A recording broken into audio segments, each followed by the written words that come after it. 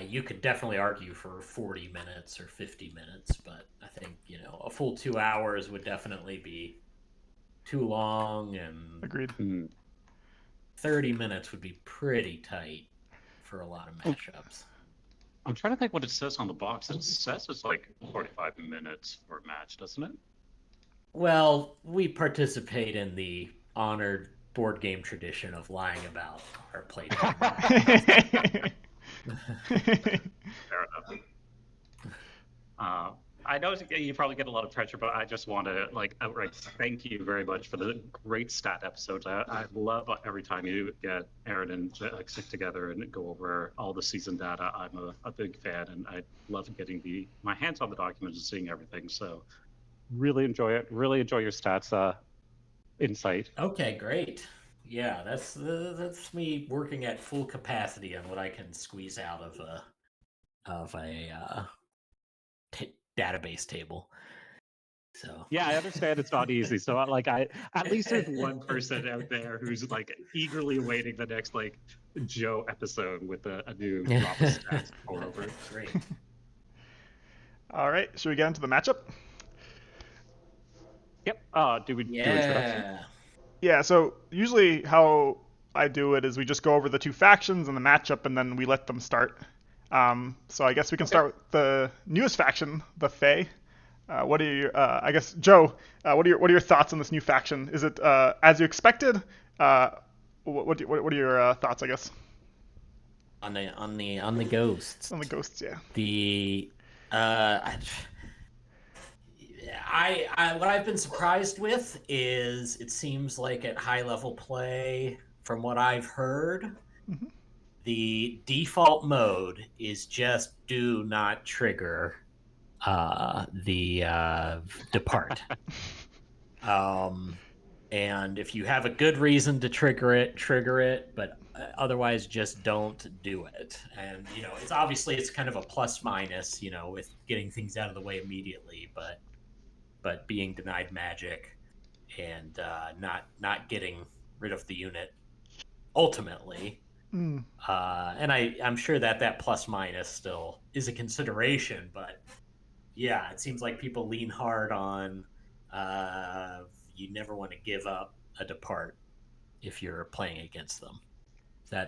Does jive with what you guys had seen? Yeah, I think that's what people have been, or factions which are good at not triggering depart seem to be really good against the Faerun, or factions which seem to just not care about how many departs you do and just rush at the summoner. Seem to be the two different strategies. Yeah, I suppose yes. There must be some matchups where that's that. What else can they do? If they're very low on range and things like that. Yeah, like Cave Goblins, I heard, is a decent matchup and just rushes, at Faerun and's depart, allow. Yeah. Yeah, and anybody who could depart and then get in a move or a force after that is that would help a lot too. To want to trigger depart a little more. Yeah. And then, what do you guys think about their matchup into Wayfarers? So, as Tortugatron points out, Wayfarers have some tools to not trigger depart: Embark on Adventurer, Leap on Voyager, Agile on Baldo, Slip By. That is a lot, yeah. So we'll see if that's a strength here. And then is it? Are these players always playing these factions, or is it just for this game? It's a good question. We can actually, because it's the new faction, we can actually see how much shoots. Well, I think for the live league, you just sign up with one faction and play them for the whole. Yeah, that's what I meant for the league. Yeah. So shoots is stuck with the ghosts until the league is over. Cool. Unless you do have a backup faction in case you end up with a mirror match, and then I'm sure Eden does some arcane trickery to figure out who uses their backup faction or not, or maybe you both do. I can't remember exactly how it works. But yeah, I haven't run into that. I haven't seen it. But yeah, sure Wayfarers do have a ton of tricks for sure in this. So I think it's definitely tempting to favor them here. Agreed. What were the? I forgot. I can look here. Maybe I can bring up the stat sheet. What was the stats for this matchup? It was close to 50-50, I thought, last time I saw. Maybe it was Wayfarer's favorite. Oh yeah, I don't have that handy with me. Yeah, I mean, you would expect that, but yeah, I mean, with slip by too, I mean, so whether you want to go in at favoring or avoid things, it's pretty pretty helpful. I mean, it's always helpful, but Maybe it's all right. Well, I'm bringing up the link. Oh, is it up? Cool. Yeah, it is up. I'm really glad that she signed up with the Spectral Conclave because I've never played them yet this season. I've been mostly playing the Lizards, but every time I seem to queue a game, I get paired against them. So I think you did hit the nail on the head with Beans, and the Wayfarers have a lot of tools at their disposal to kind of deal with the ghosts. The rogue side attacks are probably going to be key. The adventurers being able to use their I can't remember the ability off the top of my head, but their move forward with the boost will also help them get up, especially with that 3 attack to take those out. For my experience fighting against the ghosts, I think you kind of hit it, Joe, in that a lot of the game is posturing. You're trying to just take out the horde of spectrals, conclaves, little units that they're just spewing onto the board until about the end game when Faerun moves up to engage, and then the ghosts start to show that they're a bit of a liability. Because I have won in several games where Faerun will try to like protect himself with 1 or 2 of them, and then I just use the tools I have to clear those out, and then hit the summoner with a huge whack of dice and finish it off when they thought they were in a safe position. So it's definitely a high complexity faction, I feel. I'm impressed that Shoots decided to choose it for a live match. If I were going into it, I'd probably want the Wayfarers, but I've also more practice with the Wayfarers, and I feel they're a little less cognitively overloading, but Yeah, and Bean is going first. Yeah, it's Wayfarers. Worth noting. Interesting that he didn't. There's an argument to, I guess, push up the dancer. The typical Wayfarers, just try to get to their side of the board, but prioritizing a more conservative approach with the Voyager, just trying to kill the Fox, which it did, and then just protecting Celeste from any range dice or Mind Witch shenanigans, or Mind Mage, sorry. Yeah, and meanwhile summoning a Mind Mage right off the bat. But yeah, I'll be curious if anybody charges forward at some point soon. Yeah, I still don't know how. Sorry, go on. I was just going to say, I did want to do a shout out for the Mind Mages, which are a very complex but very key element, I feel, of the Spectral Conclave deck. I don't think Celeste necessarily has to push up in order to be in a lot of danger with them, but I have seen them used against me a lot, where they're able to use the blockers that you're using for a summoner that wants to be a bit more in the thick of it, and they just whittle you down, or they'll take out important pieces, and they're always something you have to keep in mind. That possession ability, even when they attack the unit that they're possessing and not get magic from it, is still very potent and can be very disruptive. Yeah, and so we'll see if Shoots feels that the depart units are a bit of a disadvantage in this matchup. Might be leaning a lot on these Mind Mages if this first turn is any indication. Yeah, good points. Shoots also doing the classic matching gates with Wayfarers, just so that they have a harder time getting Seek the Horizon. It's always a good strategy. Having a gate the same row or same column, I guess, as your opponent does. Looks like we're gonna get a double attack. Oh, interesting. Okay, blocking the forward gate spot on the 10 health gate. And then is Celeste being pushed up? No.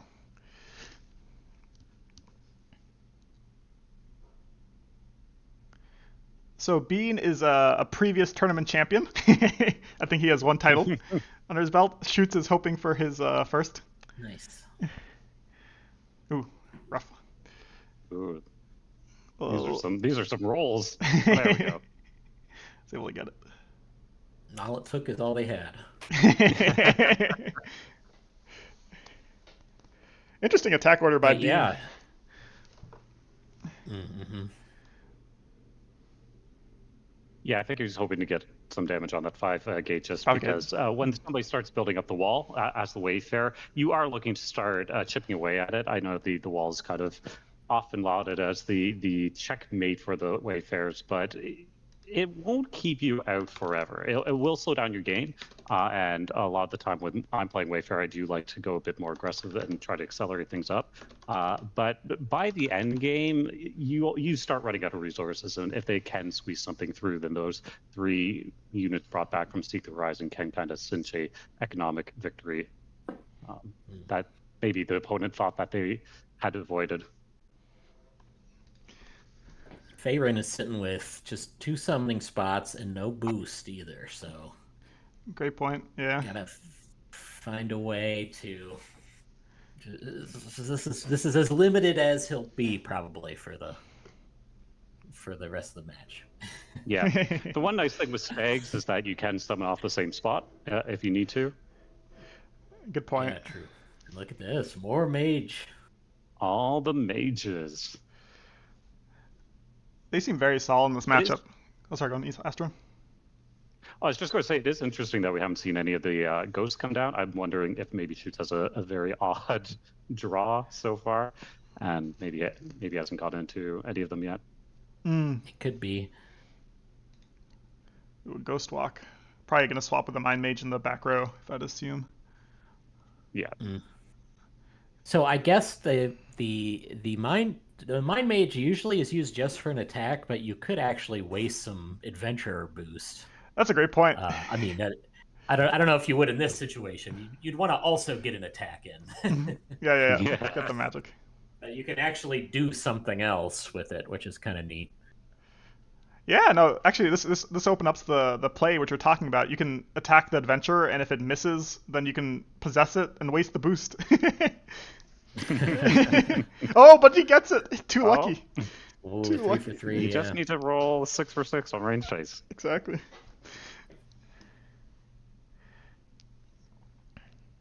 Huh. What would you do here? I guess Astro. For if you're Wayfarers, would you try to is your main priority killing this 5 health gate or destroying this 5 health gate, or you trying to clear these mind mages? I mean, if I were playing Wayfarer, someone would put that 5 health gate mine right there in the first place. I'd like to throw it on the opposite side of the board where the action's going to be. So I wouldn't have been in this position in the first place. Not to call out Beads. He is also playing live. So I think at this point, you don't want to move the rogue. He is taking up space. The issue with the Conclave is they can reclaim it with the Fox. If they get the kill and then faint in. But probably I'd just be looking at getting that Mind Mage. I would likely try to start shifting my action over to the other side of the board, away from those gates. I'd like to kind of have 2 points of threat to trigger the Seek the Horizon, which is also why I don't like having my first gate being close to the action. So what you're talking about, Astro, is that you like your gates towards so because there's always gonna be a lopsided position for the 10 health gate. You would always put it on the side of the gate which has more spaces free. Is what you're saying.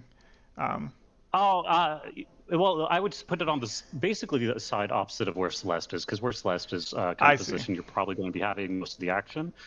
So it could be on that side if the other starting setup for the opponent I'm facing is kind of on it flipped or mirrored for Faerun. If it was over here. I don't know what perspective everybody's looking at. I'm looking at Shoot's perspective, but if everything was on the left side for Shoots, then I would put it on the right. But in this case, and that way, like if they want to block it, they have to throw a gate way out in the middle of nowhere. That's not doing anything for them, and then I've got more free reign, especially since in this matchup, Faerun is probably going to be on the defensive. I'm probably not going to be trying to do a sort of mid-board passive Wayfarers. The other thing I prefer over all of that, of course, is just getting a deep early gate, but that usually requires either having a slip by or a coordinate in hand and getting Celeste really far up. So since we haven't seen either of those, I'm guessing Beans hasn't drawn into them, but he also might just have a different style. Yeah, no, it's definitely interesting. Yeah, I it does look like he's trying to shift things. to the other side.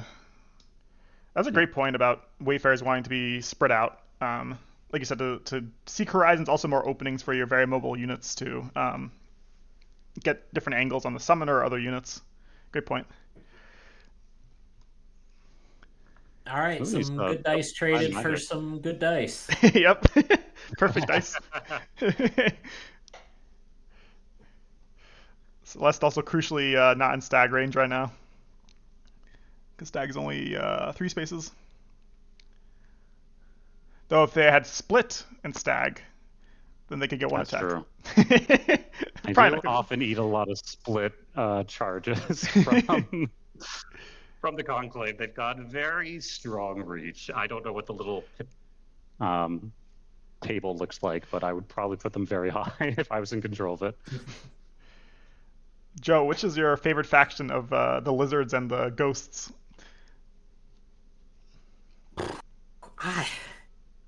Thematically, I like the wizards slash ghosts.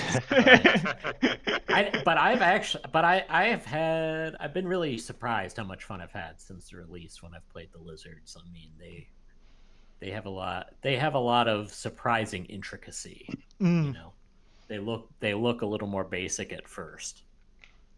There's some crazy burst potential. Like I think I had a game recently I did 12 damage in a turn, like with nothing on board, with just like the right hand. It can definitely make your opponents, especially with the push mechanic on Necklace, like you can do some very cool plays. Yeah. And plunge might be. So Joe, who is? Go on. I was just going to go on a tangent. Which is your favorite faction overall? Very important for this matchup. Overall, my favorite's always been Fallen Kingdom since the first edition days. Nice. But and then a more recent, probably Obsidian Dwarves. I love the high flying risk of what he's gonna roll. Bolzar. And just that the other player has to play around my volcanic blasts is always a lot of fun. True. They are pretty powerful. There's an interesting discussion We've happening. I was just gonna say we've got an illusory unit on the table. First one since the start. Interesting. Doesn't reclaim their forward gate position, probably because Celeste would just hit it next turn. Yeah. I wasn't going to get a kill on the Dancer, who would then have a free attack on it as well. Good point. And then anyways reclaim the gate position with footwork. Yeah.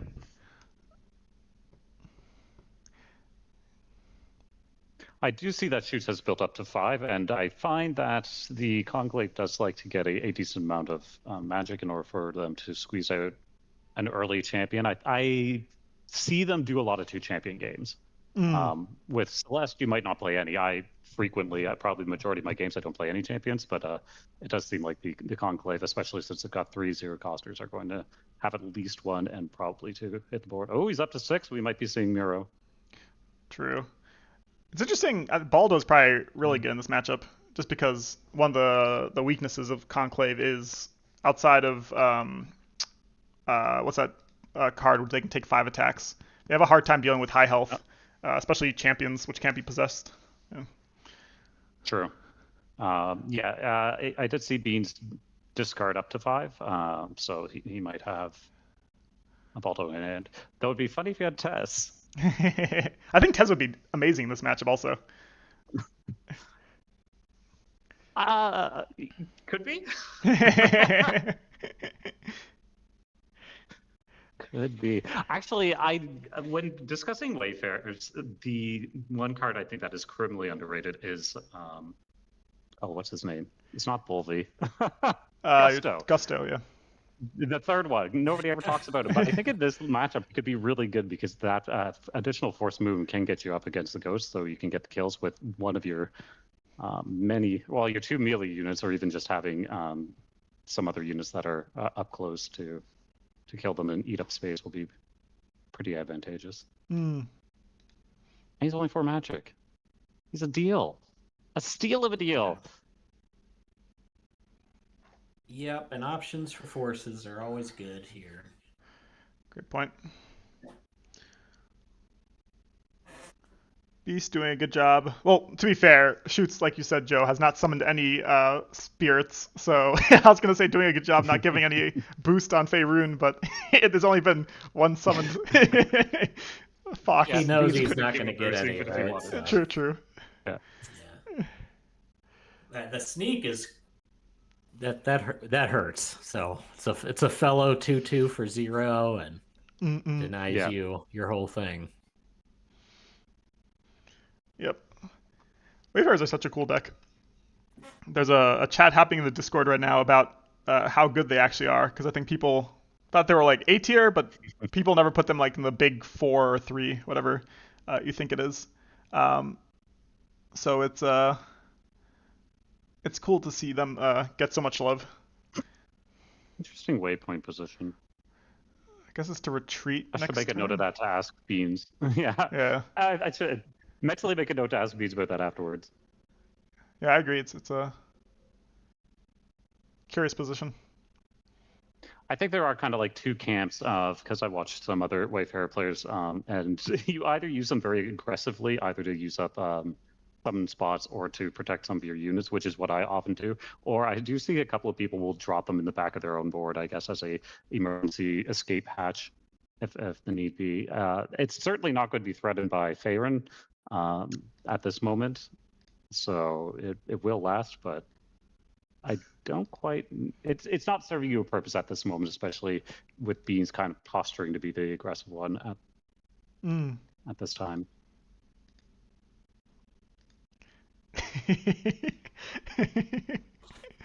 I was reading chat. There's a Wayfarers discussion happening.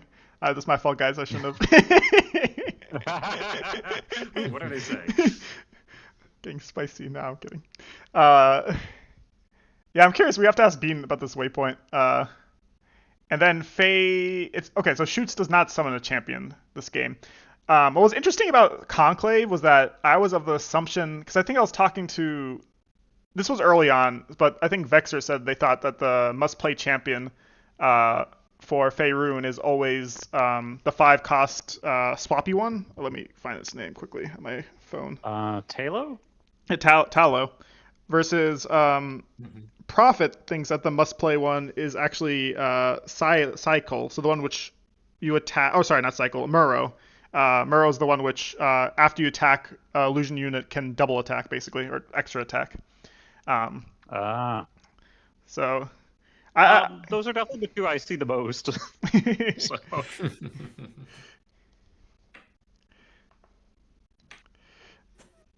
Talo. I'd be curious to get Shoot's thoughts on the pair, on the matter. Talo has just. I keep forgetting that Talo can use projection or its ability at any stage of the game, and I keep losing because of it. I've lost like 3 games in a row where for some reason my brain is convinced it's always attack phase, but it's any phase, and so I get the double move.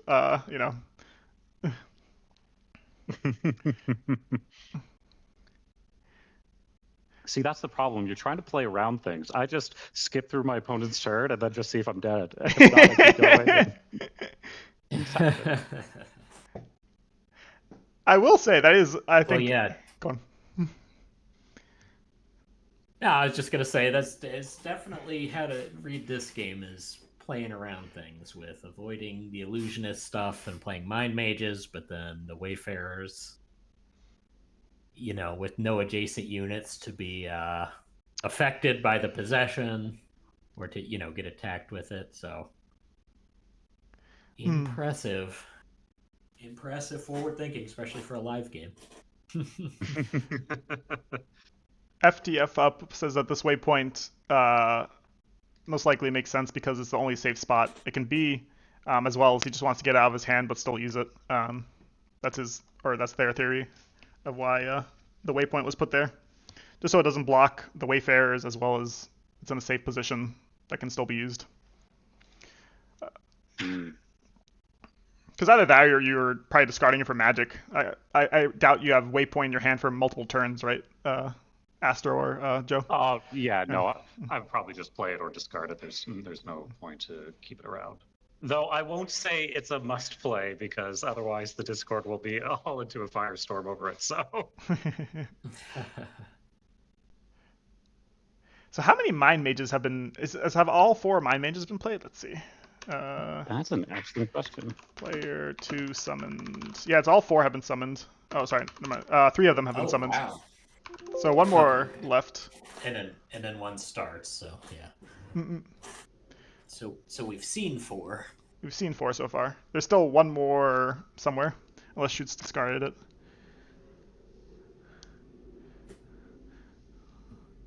Yeah, I think it's smart for Bean to try to just get rid of these Mind Mages. Then there's only 1 more left, and then all you have to deal with is Spirits, which you have a lot of tools to deal with.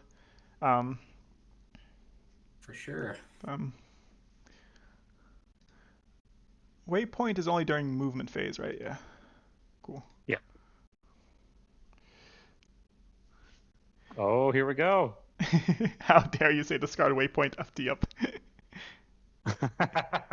I think that's the Beast That Slumbers. I could be wrong though, or maybe it's I think so. I will say I don't usually discard Waypoint. I do usually throw it down, but I'll use it more defensively, like to protect a unit's flank or to block up a summoning spot, or put it in a spot that is destroyable, but they have to overextend for it, and then just like bait out bad positionings.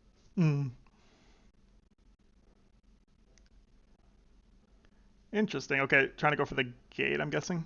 Big hit on Celeste. Ooh, 5 out of 6. Oh, that is a big hit. Whoa. Now we're talking. Oh, this Those are the Ouch. dice I would, Joe, just for future reference, those are the dice I want for my games when you put that switch on that. Yeah, Celeste is pretty well protected there. Yep. I mean, with having 0 boosts on Faerun. And then has a Waypoint out if Celeste gets in trouble next turn. After this turn. Right. Yeah. No matter how much damage you did, you can escape. But Yeah, I mean, it doesn't if you seem have like a we're going to stake, you see could take out the very Waypoint, but right. Oh yeah. But yeah. Regardless, we're not going to see too many dice on her. I wouldn't think. I don't think so. Other thing is that Adventurer, unless it dies this turn, has a clear path and most likely will not be blocked to get to proc Seek the Horizon.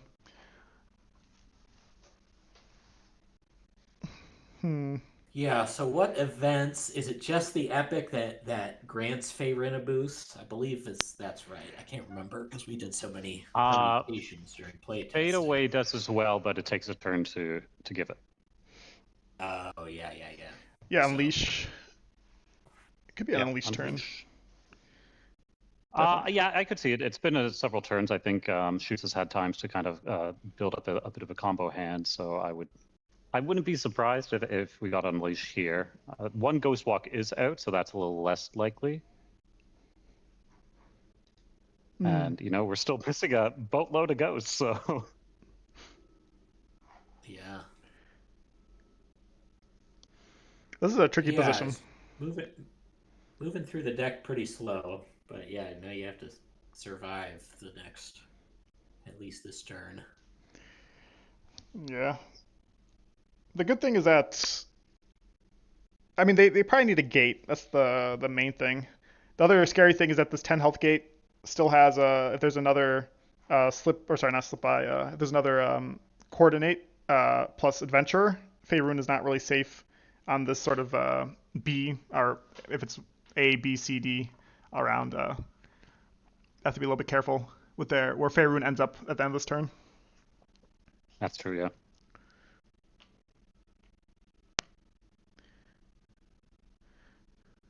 Definitely the turn where you want to take a minute and think about it if you're managing your time.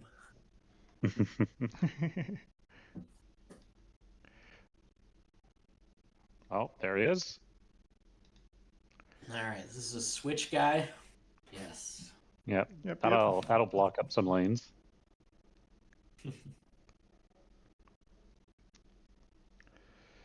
Oh, he Ghost does have a walk. ghost block. Okay.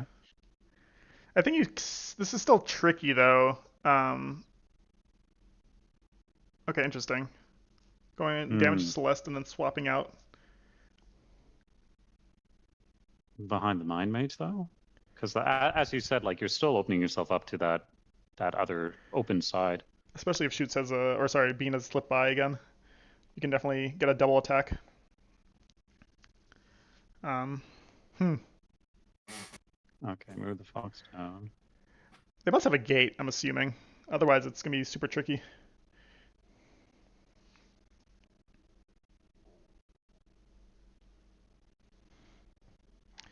Yeah, I don't know. He's thinking about it, so. It's still potential 8 dice on a Celeste, so.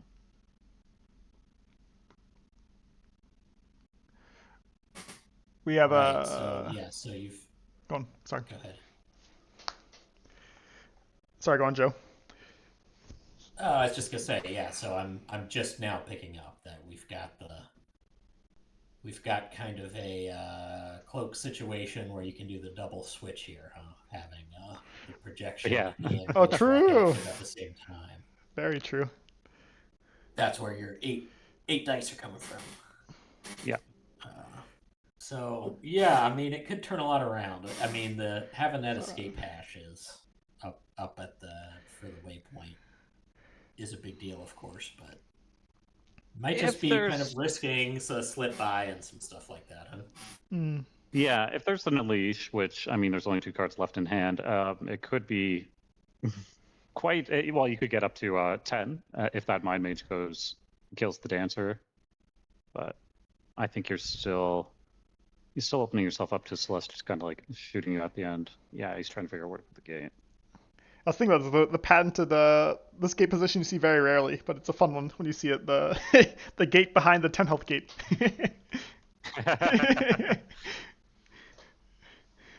I think it's the right it's the right decision here, though. It's by far the safest place. I mean, you're kind of banking that they don't have the other. Oh, you are going. So must be an Unleash. Yeah, got all the combo pieces. Banking that they don't have another slip by, but if you get a lot of damage on Celeste, then Beans might not be tempted to stick around anyway. Do you use the stag or unit to defend Faerun between the 2 gates, or do you attack Celeste here? I would probably pin her in, and then just force her to waypoint out.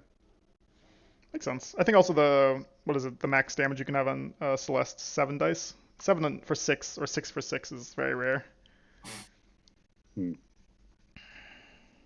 Yeah, go for the damage. Go for the damage.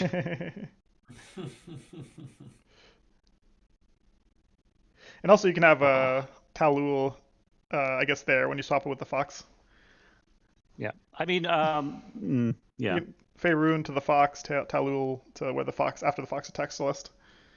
You could swap in the Fox, feint back with the Fox to block up spots, so even with Slip by, Celeste can't get in, and then just have Taylor swap with Stag. That's a good point. But then it gives the adventurer a safe lane to proc. Ooh, that's a whiff. Oh, that hurts. That hurts.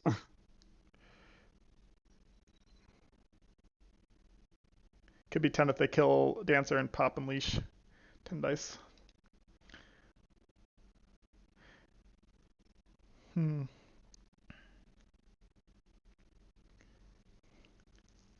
Alright, what are they doing with this Fox? Do they push it back? Or do they keep Celeste pinned in? An argument for keeping it there... Yeah, I think the main argument for keeping it there is that the adventurer can't proc. Especially with no boost. Seek the Horizon. Yeah. Yeah, the Horizon has been there a good number of turns now, so... The longer it's there, the better, right? The harder it is to... the more likely they're just going to discard the other one and lose that benefit. Yeah, that's a great point.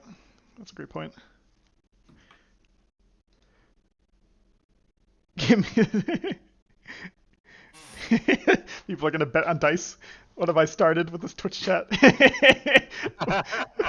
Will the fox hit the 2 for 2? That's a good poll. Beans is asking Joe if there's any updates on Gen Con this year. Beans is asking Beans, get back in the game. Exactly.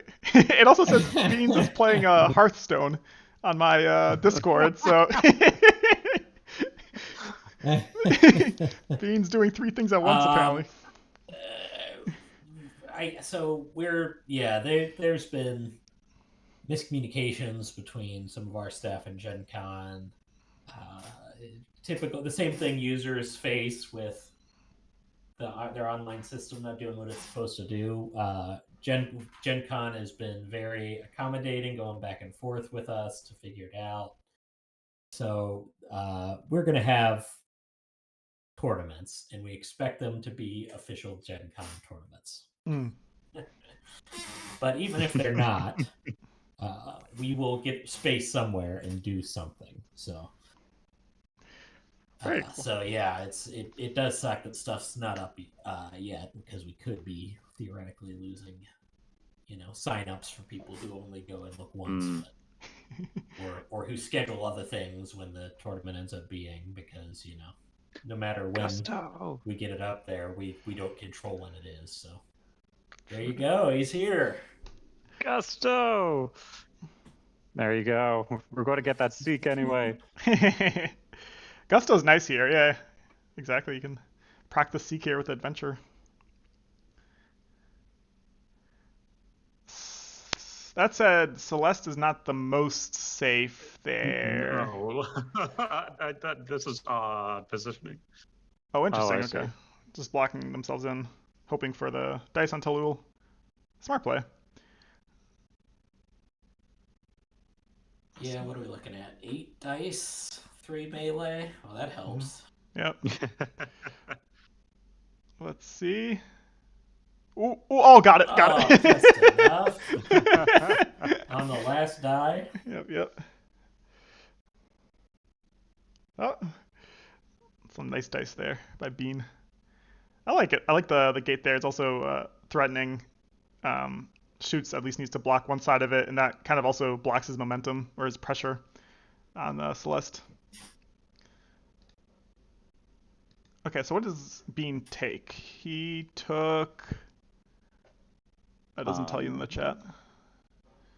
Let's see. What did he take? I remember a rogue, a Voyager, and I think it was an adventurer. Yeah, I'm assuming. Adventurer, Yeah, I think it was. so. Yep. Alright, shoots at 0 magic, so can only summon spirits, but they should have a lot based off. But they got a lot of ghosts, so True. yeah, this waypoint's probably going down. Yep. This That is a would fun. be big for sure. Yeah. Go double attack waypoint. I mean, Well, then you're leaving summoning spots open. You have to be careful with Faerun a Around little that bit. deep gate. Yeah. hey, maybe we'll get the 3-stack gate there. The rare 3-stack. Oh, true. Just a wall. That'd be amazing. Genius. It kind of is, especially if this waypoint dies. Like Celeste is just stuck there. Like you have to kill your own gate. Yeah. Or... It is kind of interesting if this waypoint is destroyed, because she's well protected, but yeah, just kind of there. Maybe a slip by would be another way to escape for now. Good point. Unless that gets covered somehow. Slip by would be the way here. I don't know. I think he's still going to summon and block it up. Yeah, shoots needs to be everything careful. we've said might not apply now. Yeah, the problem would be a slip by plus Voyager, which we know Bean has. Okay, they block with Faerun, smart. But this is also, you have to block the gate spot, otherwise Celeste might get kill their own gate, and then Celeste, okay, yeah, gets the stag in the way. But still, Voyager would be able to depart the stag and then use embark to double attack their gate. Man, it is hard to account for every possibility the Wayfarers can do. Yeah, true. True. Tortugatron asks if we can have the Gen Con tournament in your hotel room, Joe. Joe will be in the yeah, presidential suite. Just drop his name at the lobby. We'll usher you up. If Colby's room is not my room, then I'm all for it.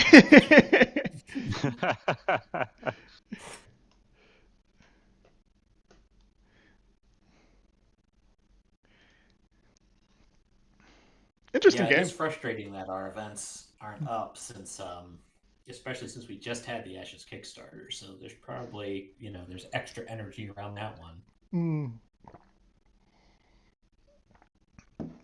I need to check out Ashes. Yeah. It's really the solo mode is really neat. And I didn't realize it reads as a little more complex, the solo mode, I mean. But then when I actually demoed it at last Gen Con a ton, I was like, oh, actually, once you get into it, it's very easy to pilot. And I've played a good bit now, just at home. Yeah, I didn't realize that it was solo mode. That's really cool. Yeah, I'll definitely check it out. That sounds like a lot of fun. Yeah, the new product is it's all in one box, so we're eliminating the issue where you got to buy this master set, then you got to buy this solo mode expansion. The new starter set will be two player decks and a Dragonborn, which will be the new solo 2-player co-op enemy, all in one box. Nice. Man, tough choices here. I'm so curious to see how these dice rolls go. Right. There's nothing you're gonna have to take some risk somehow, right? Either just 2 dice at the waypoint or something. Yeah, agreed. I think the other argument of multiple dice in the waypoint is you block the gate spot, but also you kind of want to get dice on gusto, so it's hard.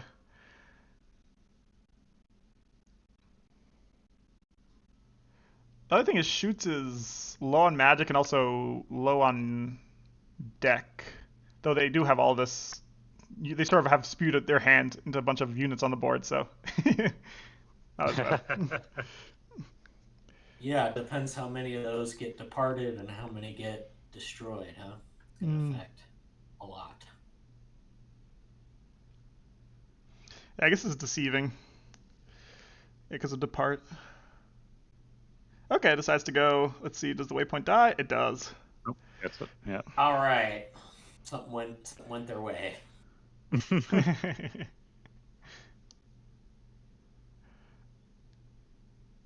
Got gusto. Ooh. Now that really went there. One left. That definitely went their way. These mind mages have been rolling well. The 6 for 6 earlier, and now another 3 for 3. Yeah. They know what they're doing. I don't even think we've seen a possession this game. I don't think so. Interesting. Now Celeste is... but there's no 3-4 for 2 that's not worth summoning.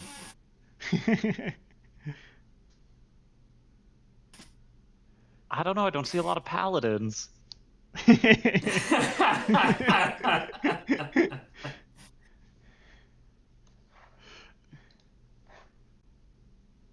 Well, yes, unless you're a deck that is always capable of having a Citadel Knight available at all times, and you can summon 8 or 9 per game. Oh, if only it was just 8 or 9.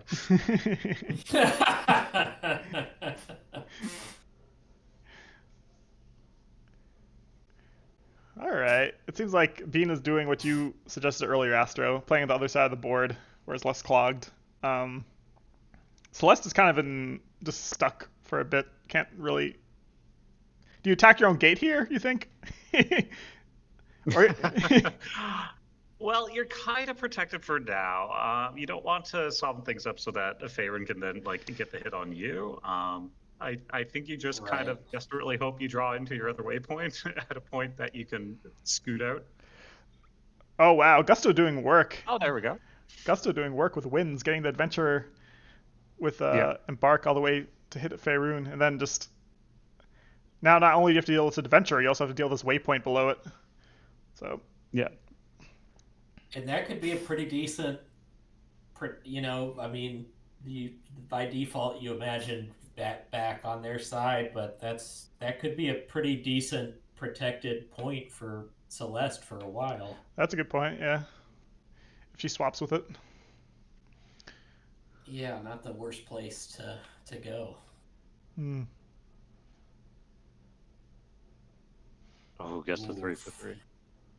Yeah, The adventurer should be fairly easy to clear, and then Faerun can just pop a ghost out there and hopefully. and go for the 2 for 2 against the waypoint. So it's a bit of a risk player. Yeah, true. The problem is another adventurer would be able to use one embark to depart it, and then another embark to basically hit Faerun again for the potential 3 for That 3. is true. Yeah, that was a big 3 for 3. Yeah, yeah.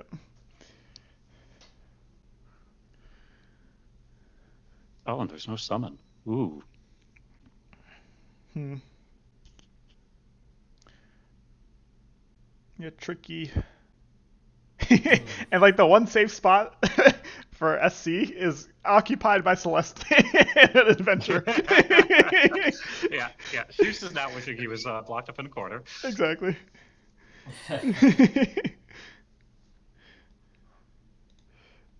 Tortugatron says to remind Joe about his shirt.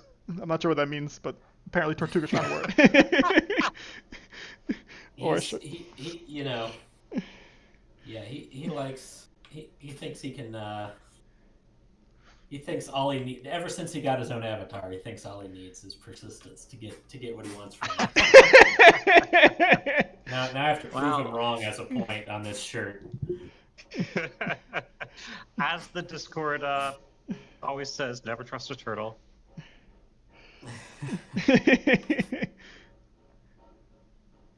For anybody coming to Gen Con, it would be nice, maybe the evening after the tournament, whenever it's figured out what day that is, that to have like an informal get together from people from the Summoner Wars Discord. That would be a blast. I love stopping by. I always make sure that I'm off during the tournament to come by and see people, but it would be great to actually hang out and get some drinks or whatnot.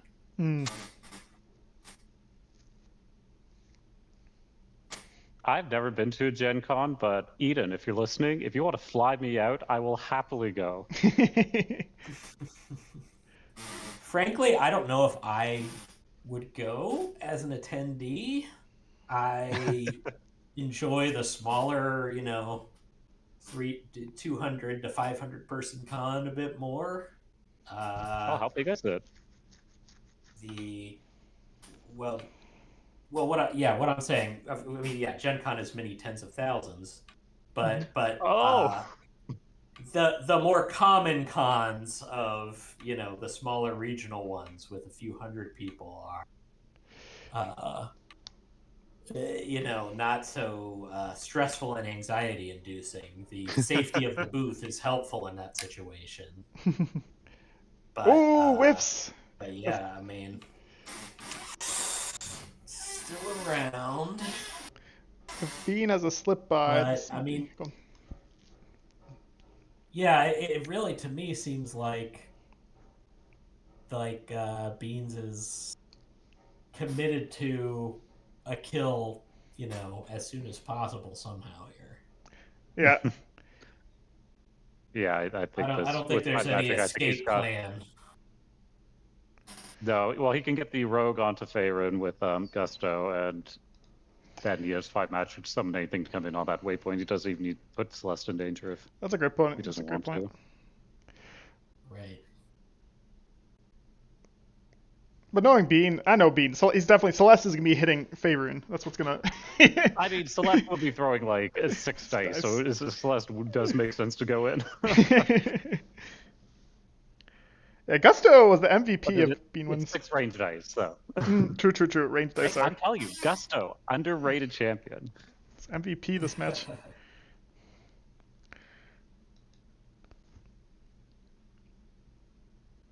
Eden says, "Why am I flying you out, Astro? Because you need a reporter on the scene. Yeah. A live report of all the Summoner Wars happenings." Mm. That's an odd choice there, Beans. There we go.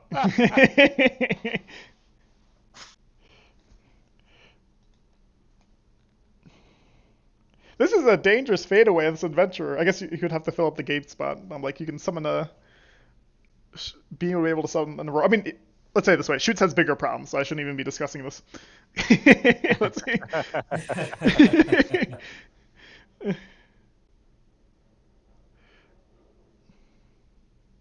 Interesting.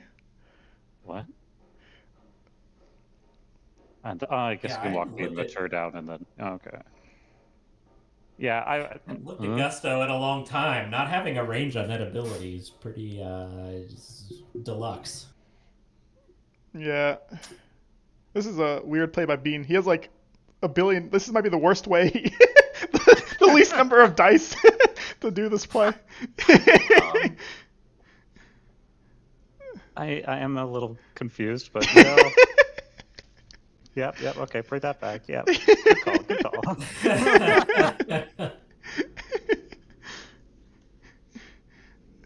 Yeah, maybe he's trying to find something stylish. True. Or maybe it's all mental game. You know, Go on.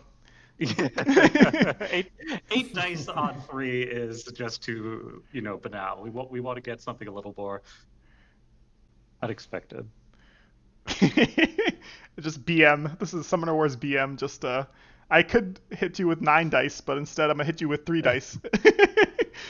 Yeah. Okay, he goes for it. Oh, there we go. Slip by. Yeah.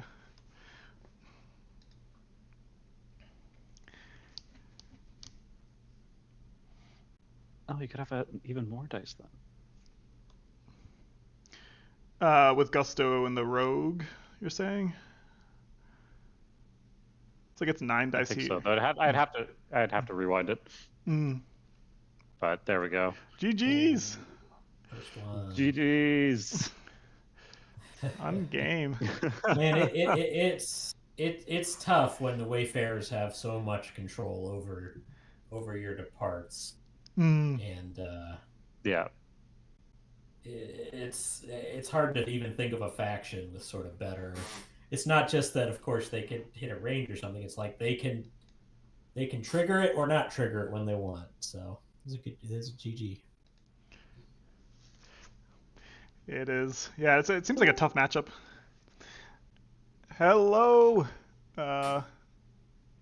Shoots. How you doing, Shoots? Hey, Bean. Good, how are you doing? Heyo. Hello. What did you guys think about the match? Well, how was it? How was it, Shoots? It went about as expected.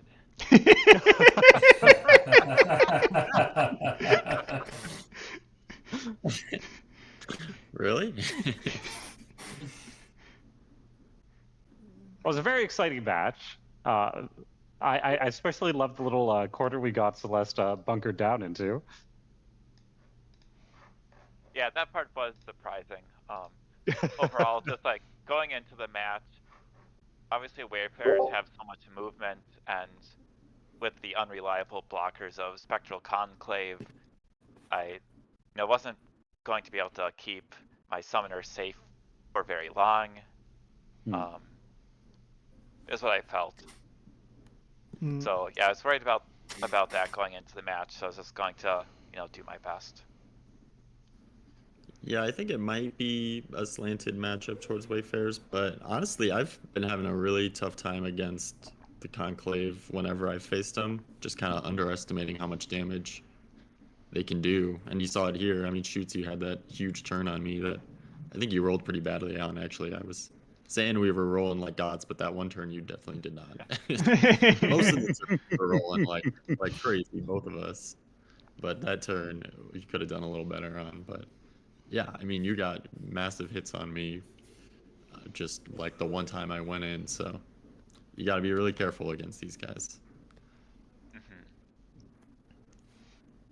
It seemed like the first big moment was, what was it, maybe 5 of 6 on Favorite from Celeste, something like that. That really determined where it was headed, I would think.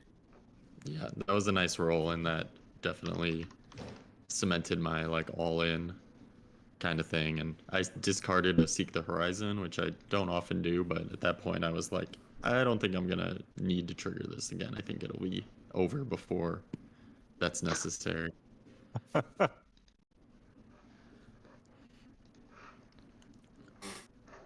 Yeah, early on I was trying to form a wall with like bunny mages and the walls or gates. But with the rogues doing diagonal damage, it wasn't working great, and I had to expose the mages more than I really wanted to. But again, I was rolling the range really well, so I was like trading okay. Yeah. But then I also couldn't really stay safe from the slip by move, and then when you did go for the slip by, you know, I did take 5 damage. So then it was, you know, pretty dicey health wise from there. But you know, following up the slip by turn, I did have the combo assembled in hand. Just kind of, you know, I was kind of going for trying to assemble the combo, but then it just kind of worked out perfectly there and set up that I had just the right tools and the right magic. There's that critical, I had to hit 2 for 3 range, otherwise I couldn't afford the epic event. So yeah, fortunately I hit that 2 for 3, which was scary. I saw that and I was like, if he's going for this, I know he's got that unleash. I'm gonna be The moment he took that attack, it's just like, oh, here it comes. I'm like, there's only one reason you'd be doing that. Yeah. So Shoots, as our now, oh sorry. Shoots, what was the thinking when you swapped the Talo in the back row versus the front? I guess it's more protected, but that kind of I took as a good sign where I could trigger Seek the Horizon plus get the kill, which I thought was nice for me going back here.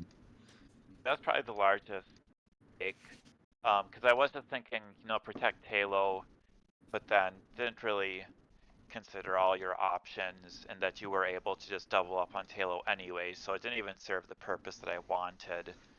So really I just keep Halo up there and I guess sacrifice Halo, but then you want more use out of Halo, I guess. Yeah, but the thing is, again, Halo wasn't protected, it was just kind of an illusion, so that got punished right away.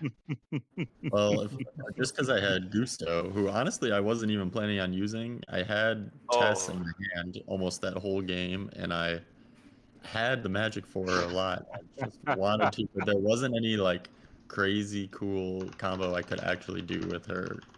But I had the Waypoint. I was gonna swap her with the Waypoint and then swap Celeste in there and do some stuff, but just never really showed up. So I used Gusto instead. I had forgotten the force came from Gusto. I was thinking it was like the boost force, but you had already used the boosts, so it wasn't an obvious play on your part. It was, I think, only possible because you had Gusto. Yeah. Yeah, Gusto was MVP that match. And Astro was singing the praises even before we saw him. So.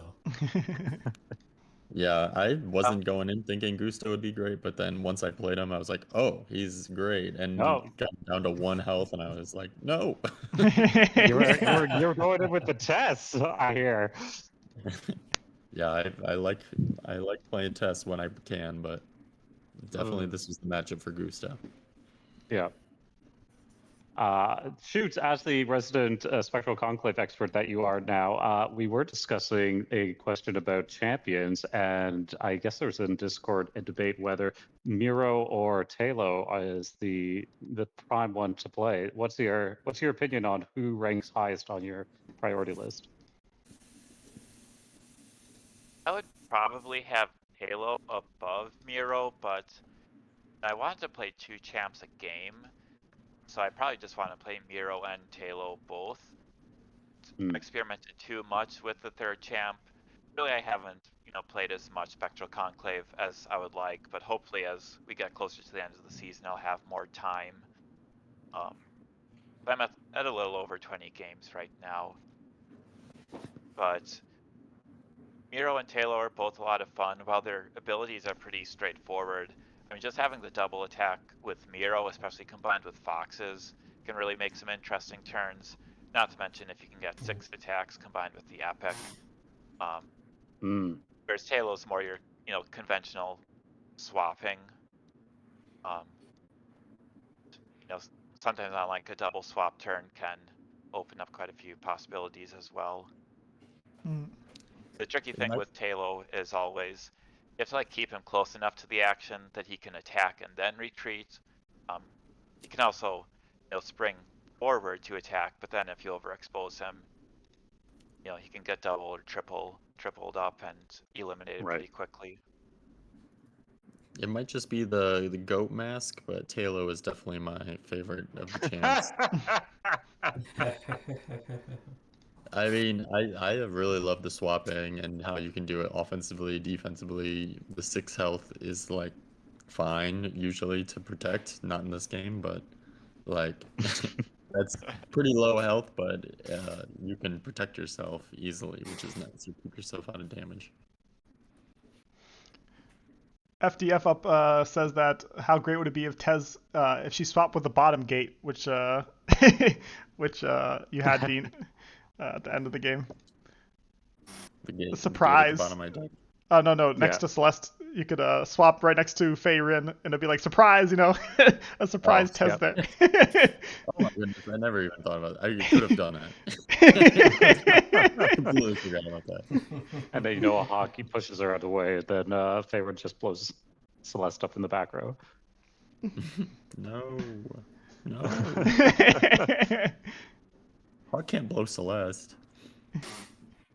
Oh, that's true. Hawk only works on commons. That's true. But when we get normal repel, that's when Tess will be just knocked aside. That's right. That's right. The tantalizing lesser repel.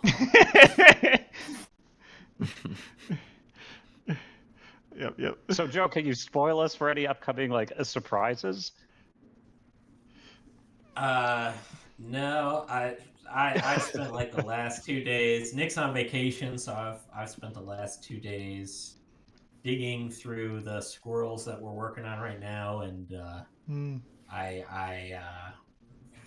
was coding. Finally finished before deploying to play testers. Colby and I played a game, and I was like, "No, they need some new work. Let's not deploy them and waste everybody's time." So we're gonna be on to day 3 of trying to figure out what to do with the squirrels. So they've got a lot of fun happening, but it's smoothing out other stuff. So yeah, I am. As soon as I get past that, I'm working on more automated tourneys. Of course, those will all be async, but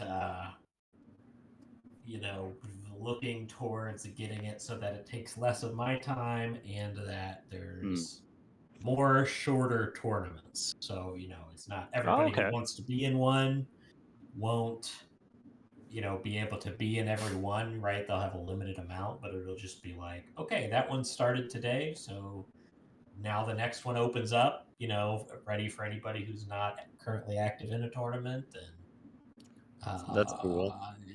Yeah, that'd be cool. Yes. And could allow for more themed tournaments where it's like, this one is only Master Set tournament, or this one is only like Yes. War factions or something. Yes, Or you can exactly. only play the Yeah, goats. you could do it. Yes, an Oops All Grognak custom deck tournament. I'm sure probably like the new factions tournaments, things like that, where you just assigned one of the two new factions, that kind of thing. So Nice. I Joe, heard. I'm sure you answered this already, or saw it in the chat, but I didn't hear it. Did you have any update on the Gen Con tournament? yeah, we talked about it. There has been a snafu between us and Gen Con, and but they've been very helpful going back and forth. So we still expect there to be a tournament added to the official schedule, but we'll figure something out no matter what. So Okay, sounds good. if worse comes to worse, we'll find our own space for it. Nice. Well, with regards to the match. Oh. Yeah. No. Please Oh, go ahead. Oh, okay. I was just going to say, I'm far more of a Wayfarer player, unfortunately, so I don't have quite as many probably questions I can ask you. But going to you, Beans, you kind of explained it to me in a prior answer, but I mentioned I was going to ask it anyway during commentary. At turn 8, you dropped the waypoint behind Celeste, and I was curious to hear you walk through that decision. That was what I had, Tess in my hand, and knew I was going to have enough magic for her the next turn. And so I put it there as kind of an escape route and also as potentially a combo with her. And I didn't want you to hit it, so I wanted it to be just to be there on the board still, basically. But yeah, that's not a super conventional waypoint spot for me, but I didn't want you to hit it, and so I wanted it to be safe and potentially used by Tess. So in terms of your test play, will you play Tess if you've got like a prepped waypoint, or will you play Tess just you like testing, you'll throw it down even if she doesn't have a great setup? Anyway. Mostly I'll just throw her down. This game I just didn't see any super good stuff to use with her, so I went other directions and I had other alternatives, but a lot of times it's nice to just get your 10 health gate up farther, or it's nice to just redirect damage and then take some damage and then swap in a giant gate there and that kind of stuff. So she's good. Here it was just more about assassination rather than kind of keep away. And in terms of your 5 health gate, your first one you kind of played on your left side, or shoots right. Is that like a spot you'd like to put your early gates, or? I was debating holding it and moving up further to place one, but I figured I'd just get it out because I'm like careful around the conclave. I didn't want to go too far up and have shoots punish me too hard. So you weren't even like committed to doing a full aggression. You were kind of deciding whether you want to play the midfield or fully in their end. Yeah, well, I don't feel the need to put a gate fully up if it's going to be getting immediately damaged or surrounded when there's a lot of ways the ghosts can get up there.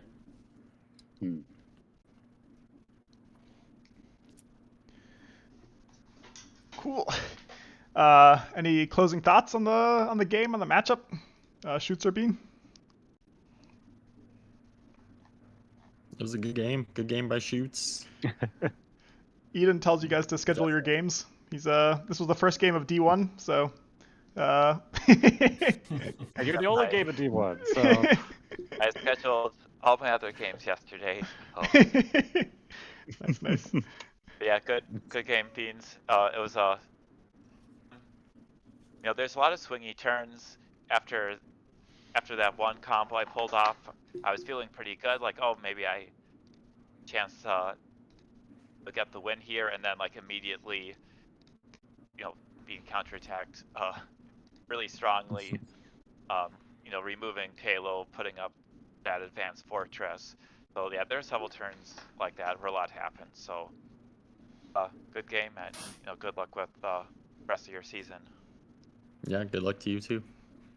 Thanks. Well, Shoots, actually, there was one question I remember having earlier on, and I noticed that you were building a lot of magic in the first couple of turns and playing a lot of mind mages, but we didn't really see any of the other depart units. Now, were you just not drawing any, or was it that you didn't want to play them early on, you want to build up the magic pool, or?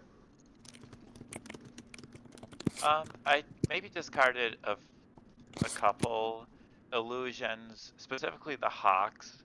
As far as illusions go, I almost never discard a fox, whereas hawks are probably the one I discard the most, and then stags in between. So part of it is building up the magic to get some champs early on. Just having the magic to do everything I want. Mm. And then I was also like holding on to a split for a couple turns. But I forget if I ended up playing both of the splits or if I eventually just discarded one because, well, my hand eventually came together for that powerful turn. It wasn't perfect for the several turns before that. But as far as discarding illusions here, I mean, Wayfarers do have a strong range game, so I didn't want to feed him too much magic, and like, am I actually getting use out of the illusion, or is it just going to go down quickly to one of his own commons, specifically again the hawks. So you said that you played about 20 games, I'm guessing in the open queue with the Spectral Conclave. Now, are you finding that you're getting a lot of depart triggers, or are you starting to like consider discarding some units into the discard so you have things to pull back with your boosts that you get from Unleash and Fade Away? It definitely depends a lot on who you're playing against and what faction you're playing against. Where I've played some where I really get no boosts from the opponent, limited to my events. And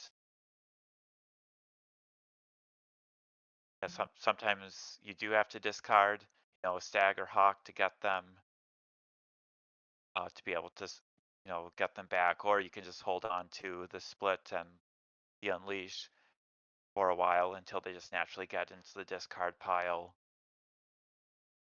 Yeah, I mean, even with 20 games in, there's still a lot I'm figuring out about the faction and how I want to approach certain matchups.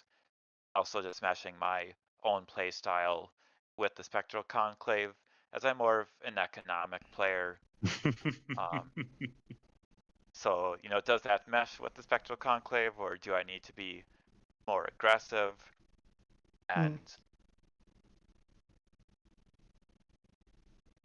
yeah, as far as like the strength. Oh yeah, I also find it interesting that you say the Wayfarers have strong range game, and yet like Beans was steadfast refusing to play any Voyagers, even when he pulled them back with Secret Horizon. True. Yeah, I guess just between the summoner, really take down any of them, and then the rogues have a pretty good chance, and even the adventurers can force next to them. Yeah. The depart is only really a counter to their tank unit. I guess I think all the champs work as well. If Baldo can just like place himself next to them. Yeah. So I think the only unit depart actually counters Dancer is the dancer. And then of course you can put them in difficult positions to get to, but yeah, it's not one of those matchups where you can just rely on depart to really mess with your opponent. And on the flip side of that question, Beans, were you discarding all of your Voyagers because you were just facing an endless horde of Mind Mages, or they just weren't lining up with what you're trying to accomplish on board, or you just don't like Voyagers? Bean is not. He had to leave, I think. So he's not in the chat Oh, anymore. well, in that case, never mind. We will take that we question to don't the want to grave. know. Yeah, we don't care. Keep your secret speeds. Keep your secret. All right. No, thanks for the games, guys. Thanks for commentating. Yeah, great game. Yep. Well, thanks for having us. Yeah, and it was fun all around. Yeah, it was a lot of fun. A lot of fun seeing high level play. Do it anytime. Yeah, it's definitely interesting to see 45 minutes versus 3 days. Just like the people who do well in it, the people who continue moving forward. Like for example, Massimo's like he's won how many? It's 2 in a row now. Congrats to Massimo of the 3-day live or 3-day tournament he does. Summoner Wars League versus he's been in this league for 5-6 seasons, hasn't won anything yet. Versus Jexic, who hasn't won any, has won 2 of these, I think. Bean also, who hasn't won any of the 3 days. So it's interesting to see the different skill sets involved with the times. Probably similar to like. There's definitely an extra element of resource management. It seemed like Shoots really picked there was about 2 turns where you decided I'm going to take however long it takes right now, but you can't do that every single turn, right? Mm-hmm. Yeah, so some of the early turns, I saw the play that was probably going to be the best, so rather than, spending a few extra minutes on it, just locked it in. And yeah, like you said, when I pulled off the big combo, it's just like, I need to focus on this one and get everything down. And then that other turn that took a long time, you probably caught it, that I needed a stack in the discard pile and it wasn't there, so I had to rewind that turn like over and over. That's for some reason that's the saddest moment in Summoner Wars, when the thing isn't in the discard that you need to be in the discard. True. Very true. All right, thanks guys for coming. A lot of fun. Thanks Shoot for great game, and thanks thank you Joe and Astro for commentating with me. It was a lot of fun. Yeah, it's great. It's great to chat. Good to hang out, guys. Yep. Yeah. And thanks Eden for organizing everything. Yeah, I'll see you guys later. Peace. Take care.